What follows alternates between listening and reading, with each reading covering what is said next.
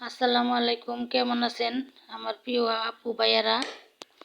আজকে সকালবেলা একটা লং ভিডিও নিয়ে হাজির হলাম আপনাদের মাঝে। আশা করি ভালো লাগবে। আর আমার ভিডিওটা যদি ভালো লাগে, এই মুহূর্তে আপনার কাছে গেছে একটা নতুন আপু বা ভাইয়া, লাইক দিতে ভুলে গেছেন, ভিডিওটা আপনার সামনে গেছে, প্লিজ একটা লাইক দিয়ে ভিডিওটা কন্টিনিউ করবেন। আর ভিডিওটা টেনে টেনে দেখবেন না, আপনাদের কাছে আমার অনুরোধ।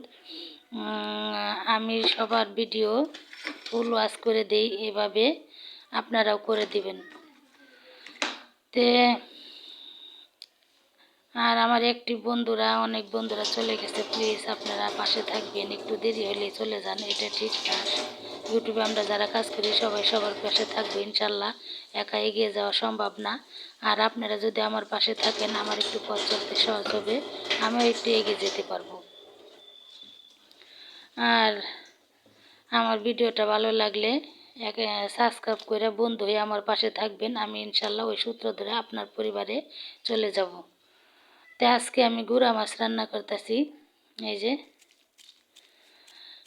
ছোটো মাছ, একটা টমেটো, একটা বেগুন আর পেঁয়াজ দিয়ে এইভাবে হাতে মেখে ছোটো মাছ রান্না করলে সে এক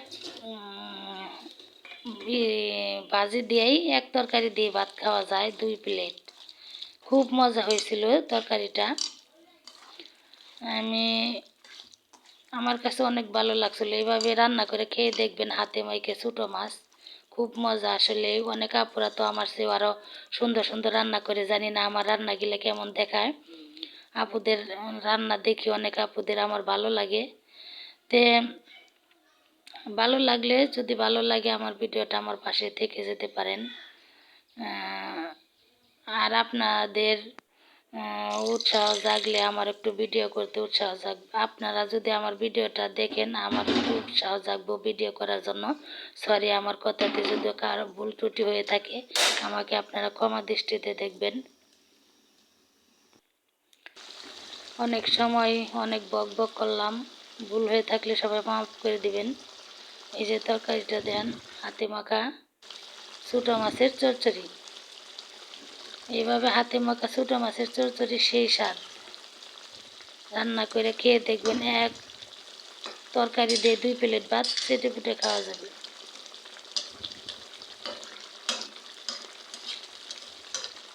আর আমি সবসময় যে একটা জিনিস চিন্তা করি, আমি কাউকে ঠকাই না। আমার পরিবারে যে আসে, আমি তার পরিবারে যাই 2টা 3টা করে ভিডিও ভিজিট করে আসি, এটা আমার নিয়ম। আমি কাউকে ঠকাই না।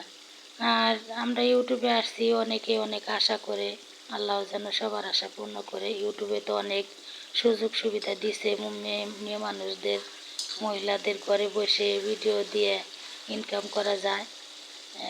অনেক সময় ছেলেদের কাছে হাত পাততে হয়, অনেক মহিলারা নির্যাতনে শিকার হয়।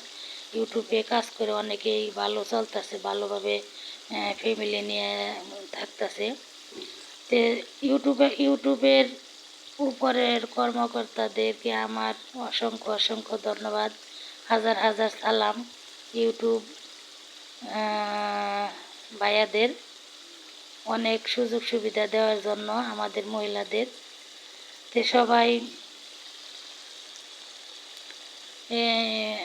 ভিডিও করে অনেকেই খুব সাকসেস হয়ে গেছে।